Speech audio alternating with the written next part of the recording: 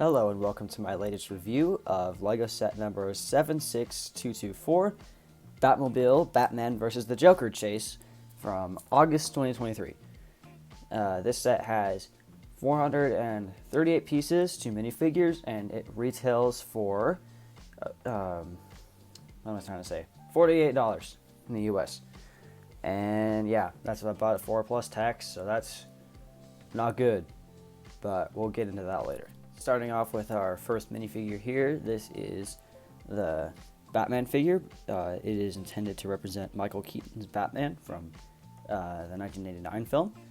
And they don't use the giant molded cape and cowl combo because he's supposed to fit inside the vehicle, which would not be possible if he did use that. But this is a really great figure. I like this a lot. I didn't initially think that I would, judging just from pictures, but I think this is a rather worthy interpretation of Michael Keaton's Batman. But otherwise, his accessories here are his grapple gun that goes in 2 different directions, makes a zip line from that one scene, and a batarang. And you do get an extra of that if you want him to have 2. But taking those away from him, just so you can get just a better look if he will let go of the rest of him. He uses an all-new dual-molded Batman cowl that has the eyes whited out, so it's dual-molded with white and black, and that means you can take any face and make it Batman. So, for example, if I take Mr. Jim here and remove his ninja mask and give him a swanky new Batman cowl, you can see it, but turning him upside down, you get scared Batman. But I'm just showing you how that works. It's a rather generic face that my figure uses. But yeah, and underneath they do not use that new Michael Keaton face. They use this existing one, which I'm not a fan of them using that because they have that face to use. But regardless, it's fine. I guess it kind of looks like Michael Keaton, but not really. But it more looks like a friend of mine. That's funny. But there's his back face print. So you can have angry Batman, or you can just have neutral Batman. With the, I'll admit, with the cowl on, it does look like Keaton, just not the face. Turning him around, you can see his back torso print. So yeah, good figure, happy to have it, and yeah, just not a good Michael Keaton face. The other figure in this set is was supposed to be Jack Nicholson's Joker, and he has some bat handcuffs on him, which is a color I do not have of this, so that's nice to get. I did know that it exists. Anyway, I was watching the film. I actually watched the film with the sets in mind, and I noticed that, hey, it's that outfit. Like, they got that on the minifigure. That's really good. At the end of the film, that's fantastic. I think the torso print is just great.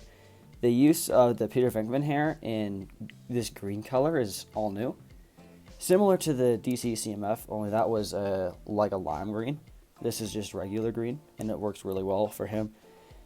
It all just comes down to the face. The face is fine, but it's also from a comic version of the Joker that also came out this month. That doesn't look like Jack Nicholson. Also, he has no back torso. He has no back head print, but he does have a back torso print.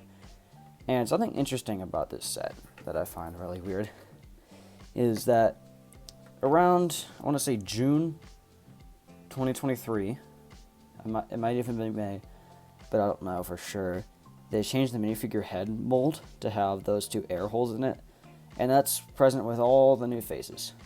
I discovered it with Ninjago Dragons Rising. So then I was curious to see if Batman, since his head already exists, if they're using the same head mold. And you can see that they're not. He still uses the previous one, the superior one, in my opinion. I mean, they both do the same thing. It's just I like the other one better. But yeah, I just thought that was interesting, so I wanted to point that out. But yeah, it's a fine figure, just not a great one. And now we're getting to the main thing you're paying for here, the true meat and potatoes of this Lego set. That is this minifigure scale Burtonverse, or 89 Batmobile, with lots of dust and hair getting everywhere. This is what happens when you live with cats, people. Anyway, so right off the bat, it's a lot bigger than I expected, and that's good for a set of this size. And you can see that it has a really cool play feature that if you move it, the flame moves, so you can like really get it going there. And it rolls really nice. You can see just back and forth. Pretty good. And it almost looks ripped straight out of the film. This is fantastic interpretation. Very much the Batmobile from those films. Very happy to say that. These things at the back are different from the one in the Batcave, which is a set I cannot afford, so I'm probably never going to be able to review that. But those ones apparently are attached on clips, so if you like turned it upside down, it would go forward. But if you turn this one upside down, they don't do that because they're not built like that, which is good. And then you have this gray piece on either side that I believe is intended to represent a gas cap. I just don't understand why it's on either side. And yeah, how that function works is it's hooked up to a gearbox. So it's just the back two wheels, but it's pretty dang cool. And you can turn the flame to turn the wheels too if you want. They use some castle windows for some intakes there. That looks pretty cool. The front looks awesome. And then they do this really cool studs on the top technique to get that side of the cockpit down. That's pretty cool. So all you do is you lift the top off, and you can see inside. Interestingly, the steering wheel is not the classic steering wheel like the one in the Batcave. It is just a regular wheel, and you can see some stickered controls in there. Everything you see in this set, besides the figures, are stickers. The minifigures, of course, are prints. But you can take Batman, you can slide him down in like that. That's how he looks down there. Laying down just a little bit, but that looks fine to me. Yeah, so now he can go travel to the nearest crime scene and arrest the Joker. At least that's how this set interprets it. Anyway, my favorite play feature with this set is present on this, the Batmobile from the Batcave, and the Batmobile from way back when it was a GWP. Yeah, and that is this.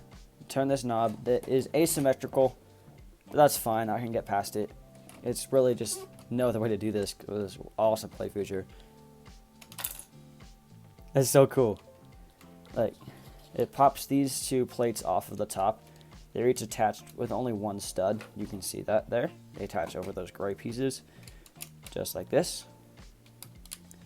And then you can just recreate that scene in the film where he's driving and he pops them off and has the machine guns pop out. Lego will never admit that these are machine guns, but they are. But yeah, that's pretty cool. Like I said, the Batmobile one does do that. But what it doesn't do is this.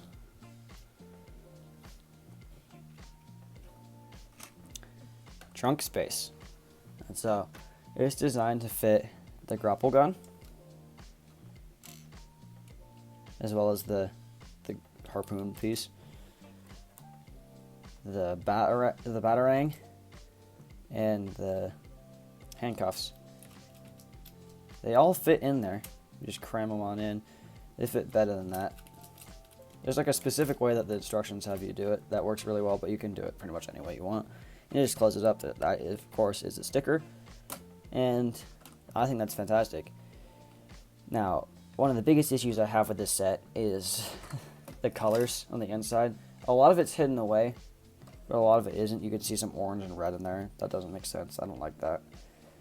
And then down there you can see some yellow, brown, and teal. And you can even see some tan in there. Like, I wish that was hidden better, but it's fine. You don't see it from all angles. The orange Technic piece in there does make sense, however. So I can get past that. And I like these binoculars pieces integrated in back there, and the taillights are pretty cool. I don't know what the intention of those are, like extra exhaust along with the flames, but I don't know. It's just cool. So yeah, that's really it with this. It's pretty straightforward, but it's a very sizable thing. You can see if I place the Joker next to it. It's pretty sizable, but I also think it's to scale from the films, which is great. So yeah, let's take a look at some other stuff and we'll be done. Here's the instruction manual. Pretty standard, really crappy render on the front with Joker thinking he can outrun the Batmobile. And in the back, there are no ads for the other two sets. But that's pretty good. The box,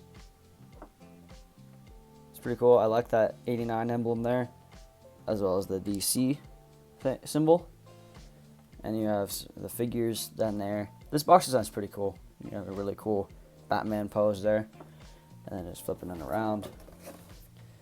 Nothing all too crazy, just shows you the main play features of the set, which there are 3 of them, and it shows the Joker has been captured, rather than meeting his demise, like the film. But yeah, that's really it. So yeah, that's all I have for you today. So feel free to like and subscribe and do all that stuff. I have a lot more reviews coming, so stay tuned for those, and I'll talk to you later. Peace out.